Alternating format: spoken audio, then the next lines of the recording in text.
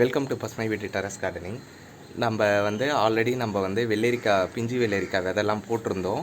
So நானும் உங்களுக்கு முன்னாடி அப்டேட்ஸ் கொடுத்துருந்தேன். இப்போ இது நல்ல வெயில் சீசன் ஆரம்பிச்சிருக்கு அண்ட் அக்னியும் வரப்போகுது. நம்ம விதை போட்டதுக்கப்புறம் நம்மளுக்கு இதில் வெள்ளரிக்காய் வந்திருக்கு பாருங்கள். பிஞ்சு வெள்ளரிக்காய் நல்ல ஒரு ஆர்கானிக் முறையில் இந்த வாட்டி வந்திருக்கு.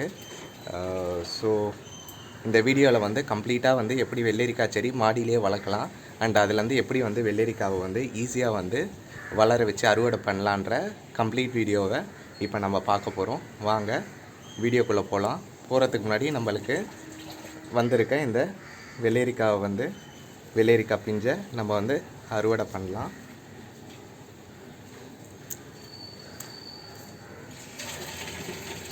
பாருங்கள், எடுத்துட்டேன்.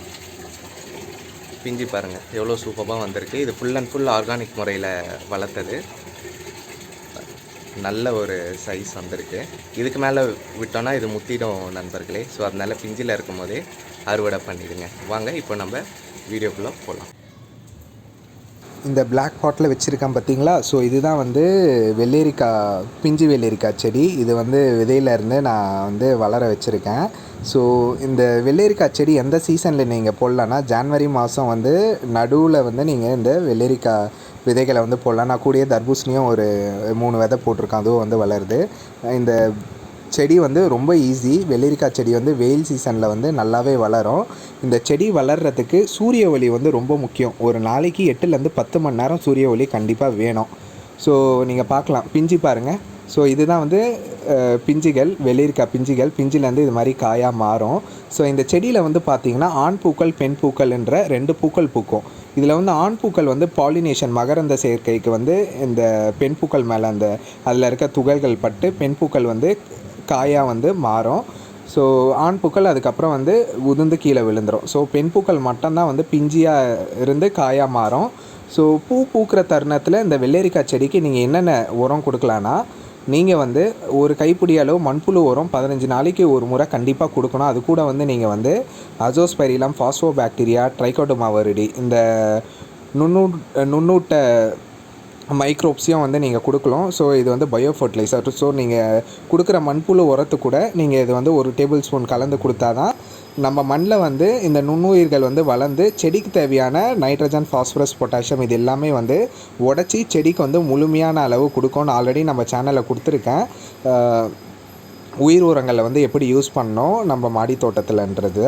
அதுக்கப்புறம் பார்த்திங்கன்னா பிஞ்சு வைக்கிற தருணத்தில் நீங்கள் பார்த்திங்கன்னா பிஞ்சு உதிராமல் இருக்கிறதுக்கு நீங்கள் தேமோர் கரைசலை நீங்கள் கொடுக்கலாம். அப்படி இல்லைன்னா நல்லா புளித்த மோரை அது கூட 1 டேபிள் ஸ்பூன் இல்லை 2 டேபிள் ஸ்பூன் பெருங்காயம் கலந்து 10 மடங்கு தண்ணி கூட சேர்த்து நீங்கள் மாலை இல்லை காலை வேளையில் நீங்கள் ஸ்ப்ரே பண்ணலாம்.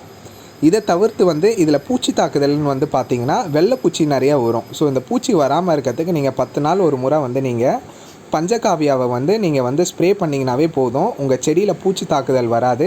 அதே டைம் பஞ்சகாவியாவில் நைட்ரஜன், ஃபாஸ்பரஸ், பொட்டாசியமும் இருக்கிறதுனால செடி அதை நல்லா உள்ளே எடுத்துகிட்டு செடி நல்லாவே வளரும்.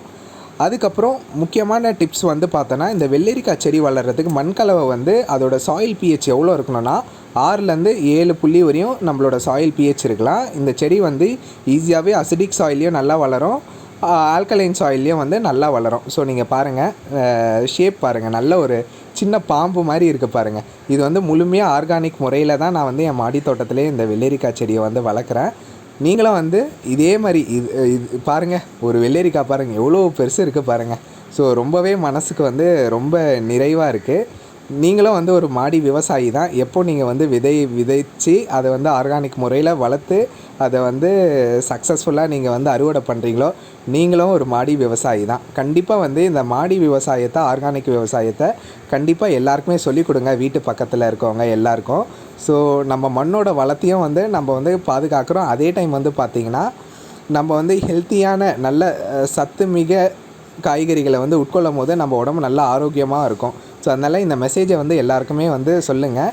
நீங்கள் நம்ம சேனல் கூட அப்டேட்டடாக இருங்க. இதே மாதிரி ஈஸியாகவே வந்து நம்ம வீட்டுக்கு தேவையான முக்கியமான காய்கறிகள்லாம், பேசிக் வெஜிடபிள்ஸ், இது மாதிரி சம்மர் சீசனுக்கு தேவையான காய்கறிகள் எல்லாமே வந்து நம்ம ஈஸியாக வீட்டிலே வந்து வளர்க்கலாம். ரொம்பவே சிம்பிள். நீங்கள் இந்த டிப்ஸ் எல்லாமே ஃபாலோ பண்ணாவே இதே மாதிரி இதை விட பெரிய சைஸ் வெள்ளரிக்காவே வந்து நீங்கள் வந்து வீட்டில் வளர்க்கலாம். ரொம்பவே ஈஸி தான். பாருங்கள், நான் ஒரு சின்ன தொட்டியில் தான் வச்சுருந்தேன். அந்த தொட்டியை வந்து நான் என்னோடய கான்க்ரீட் டெரஸ் கார்டனில் மண்ணு கொட்டி வச்சுருக்கிறதுனால அதில் வந்து நல்லா வேர் விட்டு வளர ஆரம்பிச்சிருச்சு. எப்பயுமே இந்த வெள்ளரிக்காய் செடி வந்து நிறையவே வந்து வேர் விட்டு வளரும். 30லேருந்து 40 இன்ச் அளவு வரையும் கூட இந்த வேர்கள் வந்து போகும். ஸோ அதனால் இந்த செடி வளர்கிறதுக்கு வந்து முக்கியமான பருவம்னு வந்து பார்த்தீங்கன்னா, இந்த பூ வைக்கிற பருவத்தில் நீங்கள் கரெக்டாக நான் சொன்ன நீர் உரங்கள், அதுக்கப்புறம் வந்து மண்புழு உரம்லாம் கொடுத்தீங்கன்னா உங்களுக்கும் இதே மாதிரி வந்து நல்ல ஆரோக்கியமான ஆர்கானிக் வெள்ளரிக்காவை நீங்களே வளர்த்து ஹார்வெஸ்ட் பண்ணலாம். வாங்க, இது வந்து ஹார்வெஸ்ட் பண்ணுற டைம். ஹார்வெஸ்ட் பண்ணலாம். ரொம்ப மனசுக்கு நிறைவாக இருக்குது. நம்ம விதைச்சி ஹார்வெஸ்ட் பண்ணும் போது நம்மளுக்கு கிடைக்கிற சக்ஸஸ் வந்து அது கூட வந்து எந்த ஒரு இதையும் ஈடுகட்ட முடியாது. ரொம்ப ஹாப்பி.